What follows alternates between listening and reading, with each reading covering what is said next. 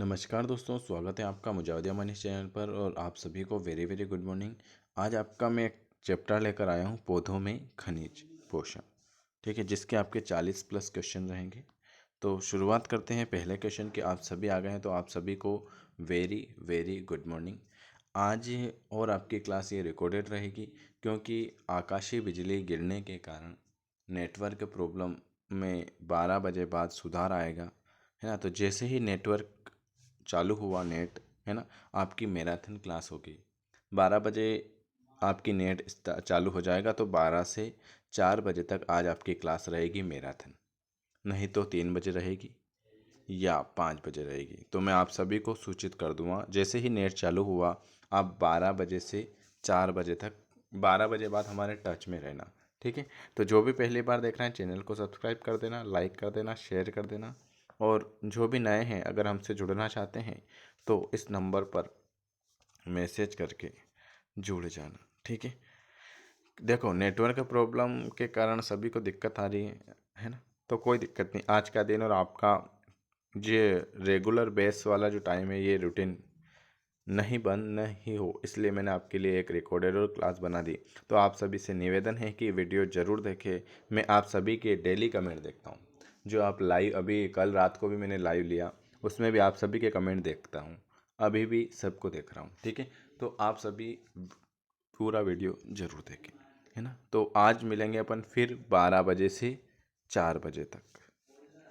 जैसे नेट चालू हुआ 12 बजे, तो आपकी मैराथन क्लास ले ली जाएगी। पहला क्वेश्चन आपके सामने है, कौन सा सूक्ष्म पोषक तत्व है?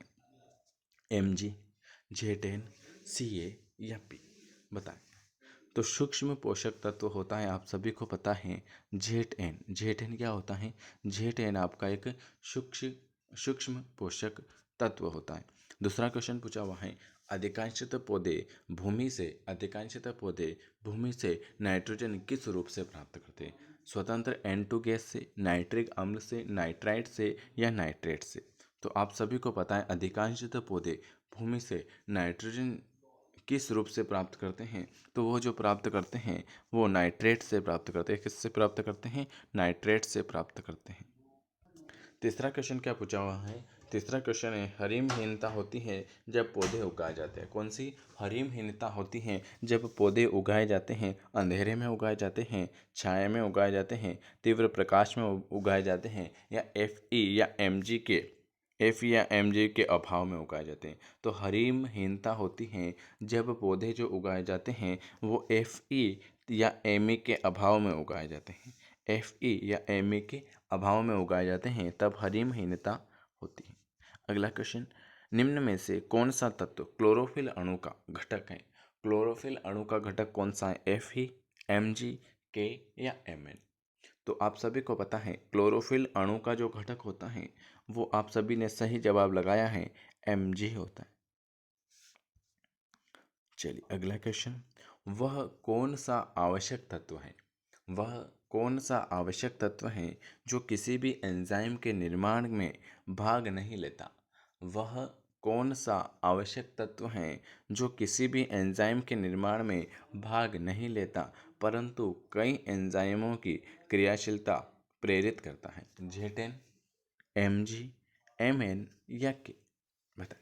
5वें नंबर का बिल्कुल सही। वह कौन सा एंजाइम है? तो वह के ऐसा एंजाइम है जो के एक ऐसा आवश्यक तत्व है जो किसी भी एंजाइम के निर्माण में भाग नहीं लेता, परंतु कई एंजाइम की क्रियाशीलता क्या करता है? ये प्रेरित करता है। अगला क्वेश्चन, बाहर से भीतर की ओर झिल्ली के माध्यम से सक्रिय संवहन के लिए आवश्यक हैं CAMP, एसिटाइल, ATP या फ्लोरोग्लिसिन? आपको सबसे पहले ATP जहाँ पर भी आ जाए, इसका फुल फॉर्म याद आ जाना ही चाहिए। बिल्कुल सही। तो बाहर से भीतर की ओर झिल्ली के माध्यम से सक्रिय संवहन करने के लिए जो आवश्यक है वो आवश्यक है आपका ATP। ATP का फुल फॉर्म भी बता ही देना। मोलिब्लेडेनम का महत्वपूर्ण योगदान है। मोलिब्लेडेनम का जो महत्वपूर्ण योगदान है वो पुष्प की वृद्धि, नाइट्रोजन स्थिरीकरण, गुणसूत्र संघनन या कार्बन स्थिरीकरण? Very good.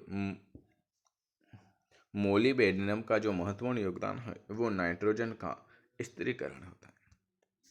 अगला क्वेश्चन, एक आवश्यक तत्व वह है जो पादप वृद्धि को बढ़ाता है, पादप राख में उपस्थित होता है, वृद्धि के लिए नितांत आवश्यक है या मिट्टी से प्राप्त होता है। 8वां क्वेश्चन सी वाला बिल्कुल से, एक आवश्यक तत्व वह है जो वृद्धि के लिए नितांत आवश्यक है। चलिए 10वें क्वेश्चन पर आ जाते हैं। 40 क्वेश्चन कर लेते हैं, आपका टाइम भी हो जाएगा और क्लास भी आपको मिस नहीं होगी एक भी।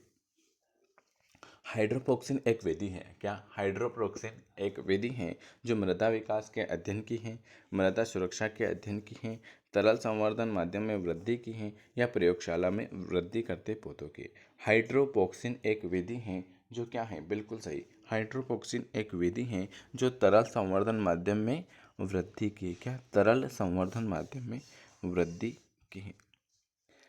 मोस्ट इंपोर्टेंट क्वेश्चन, साइटोक्रोम ऑक्सीडोम से होता है। साइटोक्रोम कौन से ऑक्सीडोम से होता है? एमओ से होता है, एफई से होता है, जेड से होता है या बी से होता है? साइटोक्रोम ऑक्सीडेस में जो होता है वो किससे होता है? तो वो होता है आपके एफ ई से होता है। किससे होता है? एफ ई से होता है। पौधों द्वारा सबसे अधिक मात्रा में आवश्यक तत्व कौन सा है? पौधों द्वारा सबसे अधिक मात्रा में जो आवश्यक तत्व हैं वो एन, सी, एस या पी। वेरी वेरी गुड, वो है पौधों द्वारा सबसे अधिक मात्रा में जो आवश्यक है वो है आपका एन। अगला क्वेश्चन, पौधों के कोशीय अपापचय में फास्फोरस का अधिकतर उपयोग जो होता है उपापचय ऊर्जा के बनने में होता है, प्रकाश संश्लेषण में ऑक्सीजन निकलने में होता है, श्वसन में CO2 निकलने में होता है या अवायवीय वातावरण पैदा करने में होता है। पौधों के कोशिकीय उपापचय में फास्फोरस का जो अधिकतर उपयोग होता है ना, वो किस में होता है? वेरी वेरी गुड आंसर, वो होता है उपापचय ऊर्जा बनने में। और आप सभी के बहुत सही आंसर आ रहे हैं, आप सभी का धन्यवाद। अगला क्वेश्चन, जैविकी नाइट्रोजन स्थिरीकरण में किस एक तत्व का महत्वपूर्ण योगदान होता है? जैविकी नाइट्रोजन स्थिरीकरण में किस एक तत्व का महत्वपूर्ण योगदान होता है? एमओ का, एमएन का, सीयू का या जेटेन का? 13 बिल्कुल से ए वाला एमओ का। आप टेंशन ना लें, आपके जो भी क्लासें नहीं हो पाई 2 दिन से वो मैराथन क्लास लेके मैं पूरी कंप्लीट कर दूँगा। मैं मेरी तरफ से पूरी तरह से मेहनत करके आपके क्लासें कंप्लीट कर दूँगा। ठीक है, तो जैसे आज नेट चालू हो जाएगा आपकी 12 से 4 बजे तक क्लास हो जाएगी और फिर शाम को 5 से 7:30 तक क्लास हो जाएगी। जो 2 दिन से और फिर 9 वाली क्लास है ये, जो 2 दिन से क्लास आपकी मिस हुई मैं कैसे भी करके एडजस्ट कर दूंगा, आपकी टेंशन ना लें। निम्न में से कौन सा सूक्ष्म पोषक तत्व वर्ग पौधों के बढ़ने के काम आता है? MnCuCa, NnNiCl, NaKb या CuMoZn?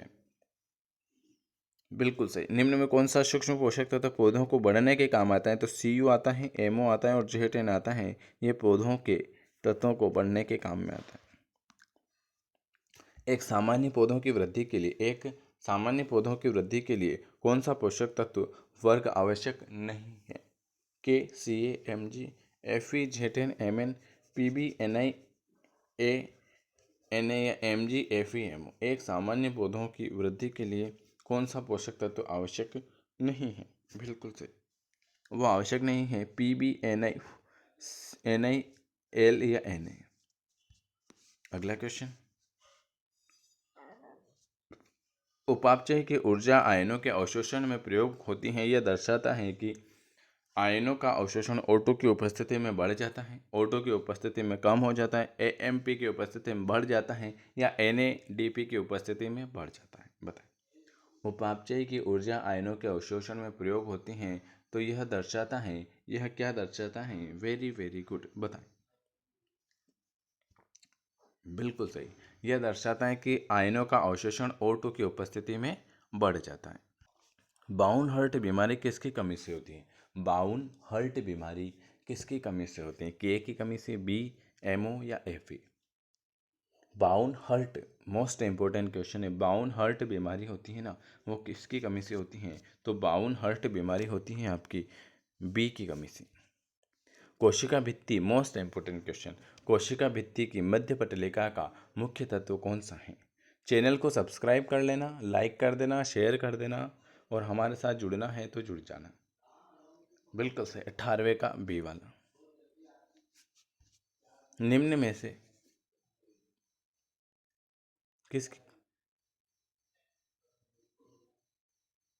निम्नलिखित में से किसकी कमी के कारण प्रवाह के शीर्ष की मृत्यु हो जाती है?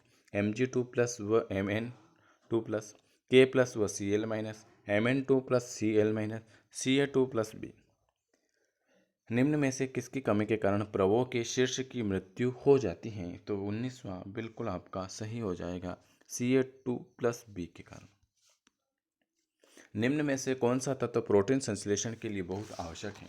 प्रोटीन संश्लेषण के लिए कौन सा आवश्यक है? एन आवश्यक है, के आवश्यक है, Mg आवश्यक है, या Fe आवश्यक है? बिल्कुल सही, 20वां क्वेश्चन, वो आवश्यक है आपका एन आवश्यक है। 21, निम्न में से कौन सा तत्व प्रकाश संश्लेषण में ऑक्सीजन निकासी के लिए आवश्यक है? तांबा, लोहा, मैग्नीज, जस्ता। निम्न में से कौन सा तत्व प्रकाश संश्लेषण में ऑक्सीजन निकासी के लिए आवश्यक है? 21 पर आ जाते हैं, और वो है आपका मैग्नीशियम। निम्न में से कौन सा तत्व मूल रोम बनने के लिए आवश्यक है? मूल रोम बनने के लिए आवश्यक है CaZ10CuNa। कौन सा मूल रोम बनने के लिए आवश्यक है? तो बिल्कुल सही जवाब हो जाएगा, वो हो जाएगा आपका Ca। निम्न में से कौन सा जीवाणु NO2 को NO3 में बदलता है? ऐसा कौन सा जीवाणु है जो NO2 को NO3 में बदलता है? 23वां क्वेश्चन, और वो है आपका नाइट्रोबैक्टर। नाइट्रोजन चक्र में नाइट्रोजन यौगीकरण जीवाणु किस प्रकार योगदान देता है? ये NO2 को अमोनिया में बदलता है, ये N2 को वापस वायुमंडल में पहुंचा देता है, ये अमोनियम को नाइट्रेट में बदल देते हैं, या ये मिट्टी से नाइट्रोजन निकाल देते हैं? 34वां क्वेश्चन बिल्कुल सही है, ये N2 को वापस वायुमंडल में पहुंचा देते हैं। अमरबेल है एक प्रकार का क्या है? Very very most important question है कि जो अमरबेल है ये आपका एक प्रकार का क्या है? पूर्ण स्तंभ परजीवी, पूर्ण मूल परजीवी, आंशिक स्तंभ परजीवी, आंशिक मूल परजीवी। 25वां क्वेश्चन, और 25वें का है ये पूर्ण स्तंभ परजीवी। अगला क्वेश्चन, बेलेनोफेरा है एक प्रकार का, बेलेनोफेरा आपका एक प्रकार का आंशिक मूल परजीवी है, आंशिक स्तंभ परजीवी है, पूर्ण मूल परजीवी है, या पूर्ण स्तंभ परजीवी है? बेलेनोफोरा आपका एक प्रकार का क्या है? वेरी गुड, बेलेनोफोरा आपका एक प्रकार का पूर्ण मूल परजीवी। भूमि में नाइट्रोजन स्थिरीकरण के लिए सक्षम स्वतंत्र अवायवी जीवाणु जो होता है वो एजेटोबैक्टर होता है, स्ट्रेप्टोकोकस होता है, क्लास्ट्रीडियम होता है, राइजोबियम होता है। बिल्कुल सही, सी वाला क्लास्ट्रीडियम होता है। अगला क्वेश्चन, ये चैप्टर पूरा फिनिश कर दो हमें आज, ठीक है? 40 क्वेश्चन हो जाएंगे। डायोनीमा मूसिपुला सामान्यतः क्या कहलाते हैं? डायोनीमा मूसिपुला सामान्यतः क्या कहलाते हैं? Butterwort, Venus fly trap, water fly trap, bladderwort. बता। 28वां क्वेश्चन बी वाला, वीनस फ्लाई ट्रैप। अगला क्वेश्चन क्या पूछा हुआ है? कीटभक्षी पौधे अनुकूलित होते हैं जल प्रचुर भूमि के लिए, शर्करा की कमी वाले भूमि के लिए, लघु तत्वों की प्रचुरता वाली भूमि के लिए, नाइट्रोजन की कमी वाली भूमि के लिए। कीटभक्षी पौधे जो अनुकूलित होते हैं वो किसके लिए होते हैं? 29वां बिल्कुल वो आ जाएगा आपका नाइट्रोजन की कमी वाली भूमि के लिए। 30 नंबर का क्वेश्चन है, दाल वाली फसलों की मूल ग्रंथियों में वायुमंडलीय नाइट्रोजन का सहजीवी यौगिकीकरण जो होता है वो माइक्रोबैक्टीरियम द्वारा होता है, राइजोबियम के द्वारा होता है, राइजोप्स के द्वारा होता है, या म्यूकियस के द्वारा होता है? दाल वाली फसलों की मूल ग्रंथियों में वायुमंडलीय नाइट्रोजन का सहजीवी यौगिकीकरण जो होता है वो होता है आपके राइजोबियम के द्वारा होता है। किसके द्वारा? राइजोबियम के द्वारा। निम्न में से मोस्ट इंपोर्टेंट क्वेश्चन है 31वें नंबर का, निम्न में से कीटभक्षी पादप कौन सा है? Brassica, Cuscuta, Mucor, Nepenthes. कौन सा आपका कीटभक्षी पादप है? तो वो है आपका नेफेंथिस। नेफेंथिस क्या है? आपका एक कीटभक्षी पादप है। नाइट्रोजन का NH3 में परिवर्तन, नाइट्रोजन का NH3 में जो परिवर्तन किया जाता है बेसिलस माइकोडियम्स डिस के द्वारा, राइजोबियम के द्वारा, एजेटोबैक्टर के द्वारा, नाइट्रोसोमोनास के द्वारा। नाइट्रेट का NH3 में जो परिवर्तन किया जाता है वो कैसे किया जाता है? तो वो किया जाता है बेसिलस माइकोडिज्म के द्वारा। ओरोबेंकी है आंशिक परजीवी, पूर्ण मूल परजीवी, सहजीवी, पूर्ण स्तंभ परजीवी। Very good. 33 का बी आ जाएगा पूर्ण मूल परजीवी। लेग्यूमिनस पादपों द्वारा कौन सा वर्णक आवश्यक होता है? लेग्यूमिनियस पादपों के द्वारा कौन सा वर्णक आवश्यक होता है? फाइकोसाइनिस, लेग हेमोग्लोबिन, फाइक्रोइरेथिन या एंथ्रोसाइनिन? बताएं। लेग्यूमिनस पादपों के द्वारा जो वर्णक होता है ना, वो वर्णक होता है आपका लेंग हीमोग्लोबिन। क्या होता है? Laing haemoglobin. मृतोपजीवी का उदाहरण है नेफेंथिस, यूट्रिकुलेरिया, डायोनिया, मोनोट्रोपा। मृतोपजीवी का जो उदाहरण है वो कौन सा है? बिल्कुल सही। 35वें का आपका आ जाएगा मोनोट्रोपा। मोनोट्रोपा क्या है? मृतोपजीवी का एक उदाहरण है। नाइट्रीकरण जीवाणु वे होते हैं जो परिवर्तन कर सकते हैं। नाइट्रीकरण जीवाणु वे होते हैं जो परिवर्तन कर सकते हैं। बिल्कुल आपका सही हो जाएगा अमोनियम को नाइट्रेट में। देखो कल से आपकी सारी क्लासें हो जाएगी और आज आपकी जैसे नेट चल स्टार्ट हो जाएगा, आपकी मैराथन क्लास है 12 से 4 बजे और 5 से 7:30 बजे। ठीक है। आप 12 बजे बाद सब एक्टिव रहना। ठीक है, मैं आपको मैसेज दे दूंगा 12 बजे बाद। एक बार सब सर्च भी कर लेना चैनल पर जाके। ठीक है, जो भी पहली बार देख रहा है चैनल को सब्सक्राइब कर लेना और अगर हमसे जुड़ना चाहते हैं तो बिल्कुल इस नंबर पर जुड़ जाना। और मैंने आपका वीडियो भी बना दिया है फ्री क्लास और 30 दिन वाला। ठीक है, जैसे क्लास सभी टाइम टेबल नया बना दिया है वो भी आ चुका है, सुबह ही डाल दिया मैंने बना के वीडियो, वो भी देख लेना। उसमें सारा टाइम है, वो सारा टाइम स्टार्ट हो जाएगा। 37वें नंबर का क्वेश्चन, जीवाणु जो नाइट्रेट को आणविक नाइट्रोजन में बदल देता है वो क्या कहलाता है? 37वां क्वेश्चन, वो कहलाता है आपका डी नाइट्रीफाइनिंग बैक्टीरिया। कौन कहलाता है? Denitrifying bacteria. और लास्ट क्वेश्चन इस चैप्टर का कि कीटभक्षी पौधे ड्रोसरा में कीटों को फंसने का जो कार्य करता है वो ग्रंथिल स्पर्क करता है, घट में स्थिर ग्रंथल रोम करता है, संपूर्ण पत्ती करता है, थैली में उपस्थित कपाट करता है। तो बिल्कुल सही आ जाएगा ग्रंथिल स्पर्क करना। देखो नेट प्रॉब्लम सभी तरफ थी, तो नेट यहाँ पर आकाशीय बिजली के कारण दिक्कत आ गई, इसलिए आज 11 बजे तक चालू हो जाएगा और आपकी क्लास फिर लाइव हो जाएगी। इसलिए आपका टाइम ये 9 वाला मिस ना हो, इसलिए मैंने आपके लिए रिकॉर्डेड वीडियो डाली। अगर वीडियो पसंद आए तो लाइक शेयर सब्सक्राइब कर देना। वीडियो देखने के लिए आप सभी का धन्यवाद। और जो भी जुड़ना चाहते हैं जुड़ जाना। इसके अलावा किसी को 200 रुपये वाला PDF लेना है तो जल्दी से जल्दी ले लेना। और कोई भी समस्या है तो फ़ोन लगा देना, मैसेज कर देना। ठीक है, वीडियो देखने के लिए धन्यवाद। मिलते हैं अपन 12 बजे, 12 से 4 बजे और 5 से 7:30 बजे। ठीक है, सब रेडी रहना। ओके।